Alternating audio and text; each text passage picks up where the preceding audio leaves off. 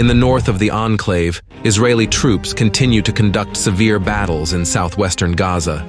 Palestinian units conducted a series of sorties, reporting the destruction of several units of IDF armored vehicles. To the east of the cemetery in Jabalia, Hamas militants fired at the IDF positions with homemade rockets. The border town of Sderot was also under fire. There was no significant damage.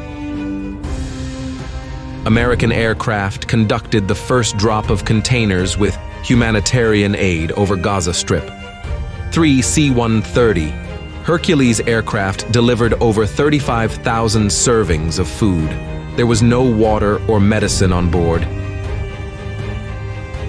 In the central part of the enclave, the parties are still not taking active offensive actions.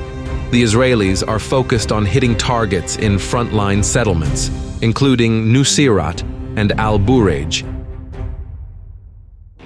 At the same time, residential buildings and suburbs in Deir al-Balah were under massive fire. Probably, the Israeli command is preparing the ground for a new attempt to attack the city. In the southern part of Gaza Strip, fighting continues in the western districts of Khan Yunis, which have not been mopped by the IDF. Palestinian units are conducting attacks in the area of Al-Shafi'i Mosque, but they are not able to achieve significant success. To the northeast, Israeli units have become more active in the area near the Hamad residential complex. IDF armored vehicles consolidated on the outskirts of the area, and evacuation was announced from residential buildings. Meanwhile, the Israeli troops' offensive continues in Abbasan al-Kabira. Hamas militants regularly counterattack, preventing the IDF from opening another path towards Rafah. Arrests and clashes in various settlements are taking place in Western Bank. Violent clashes with local terrorist cells took place in Nablus, Karayut, and Jenin. On Lebanese-Israeli border, the sides continue the traditional exchange of strikes. North of Al-Nakura, an Israeli drone struck a car carrying 3 Hezbollah fighters.